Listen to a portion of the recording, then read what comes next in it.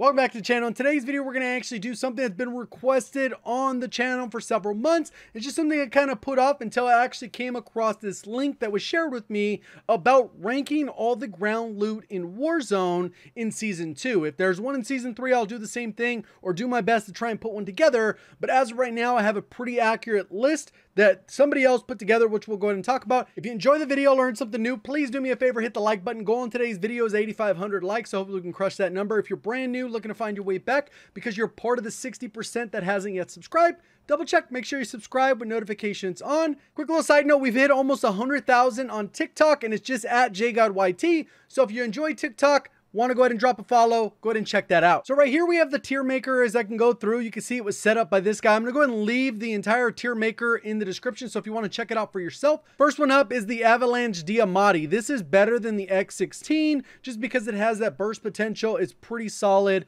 I would definitely pick it up. Next up is the Aztec Assassin for the AUG Cold War. This one's near Loadout. It's nothing special, but it's definitely top tier in terms of what is available as floor loot.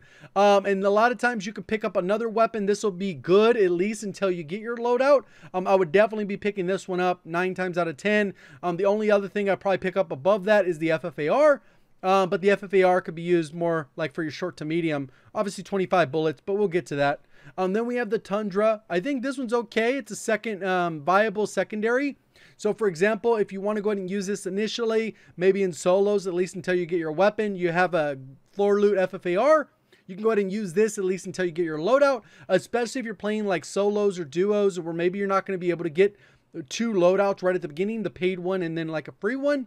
Maybe you get Ghost or Restock or, you know, whatever other perk you want instead of Overkill, and then you can go ahead and hold on to this weapon. So even though it's not great, it'll at least get you by because it, you know, is a sniper rifle. The Hauer 77, I think this one's good for solos. I think as you get into other groups, it does have a little bit of finessing power. It's a viable second weapon. If you're going to go ahead and get like the AUG as your primary, you can actually pick up this shotgun and use that as your secondary with the example that I was saying. So it's definitely viable in that sense, worth picking up. But there's a lot of great options that could be like better than it. It just depends on situationally how it works. Not necessarily great in like trios or quads because of the ammo, the slow fire rate, but you can 2-tap at up to a pretty good solid range if you're able to land those 2 shots. AK-74U, this is viable second weapon, definitely better than the X16. It's not like I would just leave this over the X16. There's some times where literally I'll just walk over a weapon and be like, nope, not using that. Bullfrog, viable second weapon, even near loadout. You can actually get away with that just because it's low recoil, so the attachments aren't all that perfect.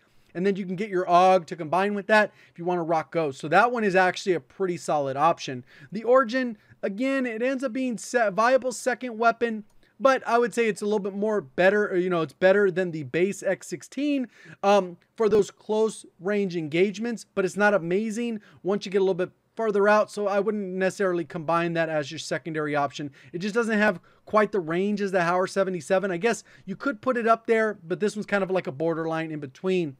With the Type 63, you know, better than the base X16. The recoil changes and all the damage stuff, it just makes it too hard to use. Obviously, a skilled player is going to be able to pull this off and they'll make it look easy, but general population, I've seen people play, this one's not going to be one that's easy to use. Sigma 2, this is great for destroying vehicles. Viable second weapon if you have like the AMAX or something like that, but you can get that for free in your loadout, so launchers aren't really anything in particular. Pellington kind of fits in there as well. It's a viable second option. It's not going to be great. It's definitely not going to be great. It's not going to have the bullet velocity you need to actually hit solid shots, but it'll serve you well up to about 150 meters, 200 meters.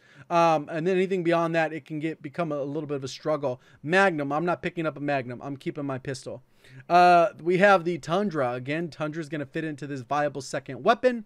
We have this RPD near loadout. This one's actually pretty solid. Very easy to use because the RPD, it has very low recoil. Death certificate, we have the Krig. I think is a viable second option, but I don't think it's great just because the Krig kind of sucks when it comes to Warzone. It just doesn't have the consistency some of the other weapons will have, especially in a loadout, and it's not perfect built. All these loadouts, blueprints, they're usually trash. Let's be honest, they're usually pretty bad. They charge people for a cosmetic look that immediately changes as soon as you put on any kind of good attachments, quote unquote meta attachments. Then we have another Diamati. Let's go ahead and put that in there. This one could actually be second viable as well.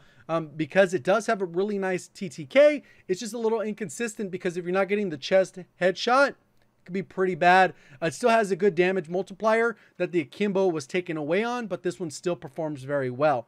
Then we have the Cold War MP5, second viable. I haven't really ran into that one, but I know that the Cold War MP5 is definitely solid. We also have the FFAR that's near loadout. Other FFAR near loadout, doesn't even need to be said anything about that. AK-74U, I mean, it's okay. It'll kind of get the job done, but it's nothing special. I'd probably even put these AK-74Us down a little bit lower, just because I don't think they're in the same class as the Bullfrog. It's just not the case.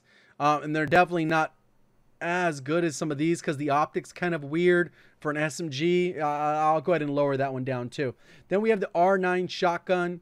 It's probably better at close range. Going to be very inconsistent. Same thing that we're getting with like the Origin. It's just the nerfs they've made to it. Just not as good. Obviously, you can still get the 2-tap, but any 3 shots or more, you're in a bad situation. FR, I would say that's better than the X16, but it's not great as a, once you get into actual meta weapons, this thing doesn't stand a chance. Then we have the M60, which I think could be viable. They're just very slow. They don't really fit in the meta. It fires very slow. The TTK is kind of bad. So it's going to be better than the pistol, of course, just because you'll have that ammo. But overall, it's not, I don't think it's really second viable option. You're not going to be able to get away with it, pull it off. Whereas, you know, it's not even close to near loadout either. QBZ, yeah, it's okay. Nothing special. The TTK kind of kicks it out of where it could be. It's very easy to use because low recoil. So that's kind of where it sits. Then we have the SPR. I'll go ahead and put the SPR in there because it could be your second viable option. If you have that mid to long range, you have a built FFAR class setup or AMAX built for short to medium, then you can kind of stack it with the sniper rifle. You could grab this one, even though I'm not a fan of getting those floor ones just because they're not built for maximum bullet velocity. So you kind of got to retrain your muscle memory of where to shoot. Then we have the Stoner, definitely worth using, definitely viable. Second, and I always even say near loadout because of how good it is. FFAR, we're going to go near loadout.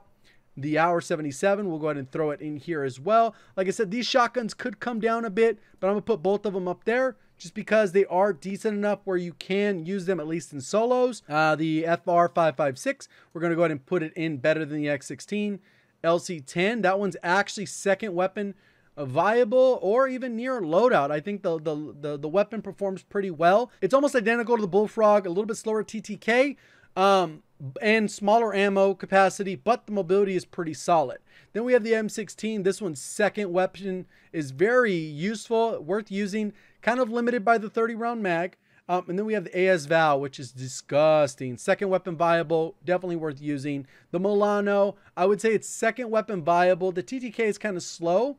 Maybe we go with the better than the floor weapon. Sometimes in the beginning I was passing that up just because the TTK is so slow. It's like, man, if I get more damage with the pistol, like it works out. Bullfrog, we'll go ahead and go near loadout. We'll go ahead and put the Origin again in the same row. Pellington can go up top here. This one's just a troll weapon. I'd rather stick with my pistol than go with the Thumper. LC10, like I said, it can go to the top. We have a PKM. These are pretty solid. They're very slow, especially the way they're built, but you can get away with it just because the TTK is really good. Second weapon viable or near loadout, you can kind of stick with that and you're going to be fine just because the gun doesn't have a lot of recoil. So I'll go ahead and put it up near loadout. Uncommon shotgun, again, you're going to end up with that inconsistency that we're seeing with the other one that we had here, the R9. You can see them side by side now.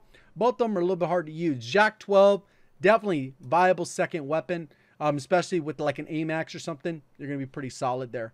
The RAL, we got that removed, so that one's going to go kind of an other. Once it is in the game, it'll be second weapon viable or near loadout.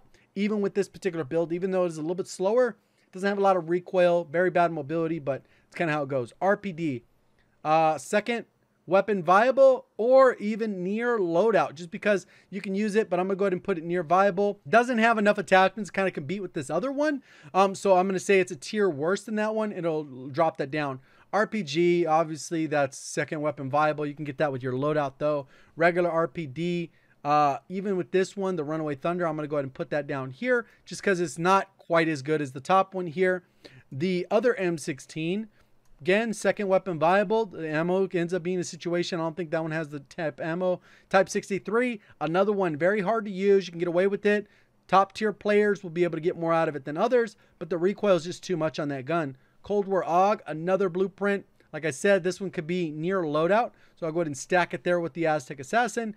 The CX9, this one's near loadout. That one's going to be broken too. It's very good weapon based off all the data. It's going to be able to compete with like the MAC-10. As soon as the FFAR gets a nerf and that gets added, we're going to see a lot of that. MAC-10, Bullfrog, MP5, Cold War. We're going to see like a 5 SMG meta and probably a couple shotguns. So we're going to have a lot of variety, I think, with these options just because they're going to be so good, unless this thing is just so nasty once you can actually build it. M60, like I said, it does kind of lack a little bit.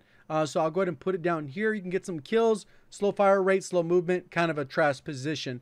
Renettis are still okay. That's going to be better than the X16. We got the MP5 Cold War, second viable option. We have the Krig. Again, I don't really like the Krig. I think it's trash. So we'll go ahead and put it down here, especially since it's not going to have as many attachments as this gold one. I'll go ahead and put it down here. It could easily jump up and down though, so nothing crazy there. Then we have the PKM. Again, I think this is a viable second option, or you can even put it near loadout, just depending on how you want to use it. Either way, if I put some in one and the other, it's just kind of one of those things that's pretty close. 1911s, I think you're probably still better off using the regular X16.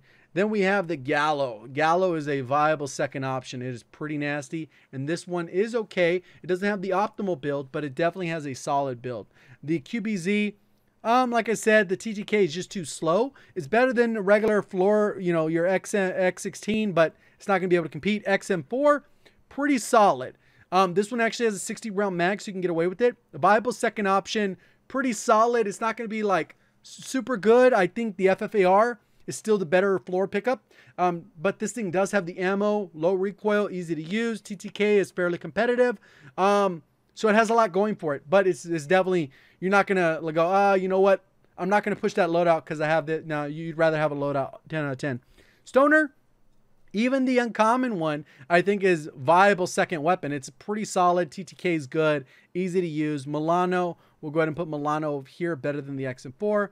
1911, not good. Uzi, I would again put it better than the pistol. Gallo, we'll go ahead and put viable second option. P90, this one's close, near loadout. It's so easy to use, low recoil. TTK is a little bit slow, so maybe it goes second viable option. Obviously, the MP5 Mac, FFAR, shotguns are going to do a little bit better, so I'll probably drop that down a tier. Then we have the Uzi again. We'll go ahead and throw that within the better than the X16. But the ammo situations and the slower TTK, if you're not using the AE rounds, end up being kind of an issue for the Uzi. The FARA 83, this is actually a second viable option, but the problem is it gets beat out by the FFAR and has a weird recoil for range, so you're really only going to use it like you would a close range AR, like you're using the FFAR now. So I think that's going to be better than this, even though the TTK is really good. I think most people just stray away from it. It's better than your base pistol, but you can upgrade pretty easily. RPD, again, super easy to use. We'll go ahead and throw that in there. Second weapon viable. This one's actually stacked out a little bit more, so it's pretty, you know, pretty solid weapon. XM4, we'll go ahead and put that better than the pistol. The Kar 98K is always good. It doesn't necessarily have the perfect attachments, but at least you got something going for you there. When the FARA, again, same scenario. Joker, obviously, these are loadout stuff that I probably wouldn't pick that up off the floor. You're better with the pistol. Launcher, grenade launcher, that's cool. It's better than that, but it gets very inconsistent. You run out of ammo really quick. You put yourself in a bad spot. MP5, second viable weapon there. And then we got the Renetti. Definitely better than the X16. And then the Shadow Hunter hasn't been added yet, but I would imagine I'd rather have a pistol than that, especially in a one-on-one scenario. Maybe at range you can get away with it. And the great part about this list is literally almost everything is worth picking up, except for a handful of items that I don't even feel like I've come across on a common occasion. You're almost better off picking up something 9 times out of 10. That's pretty much it. Let me know what you guys' thoughts down in the comment section below. Enjoyed the video, learned something new. Please do me a favor, hit the like button if you're brand new, want to find your way back. Double check, make sure you are subscribed with notifications on. Appreciate y'all supporting the channel. Thank you for watching as always. Have a great day.